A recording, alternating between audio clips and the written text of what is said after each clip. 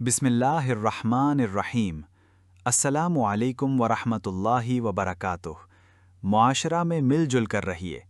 نبی کریم صلی اللہ تعالی علیہ وعلی آلہ وسلم نے ارشاد فرمایا، وہ مومن جو لوگوں میں گھل مل کر رہتا ہے اور اس کے نتیجہ میں ان کی جانب سے پہنچنے والی تکلیفوں پر صبر بھی کرتا ہے، اس مومن سے بدرجہ بہتر ہے جو نہ لوگوں کے ساتھ مل جل کر رہتا ہے اور نہ ہی ان کی جانب سے ملنے والی تکلیفوں پر صبر کرتا ہے۔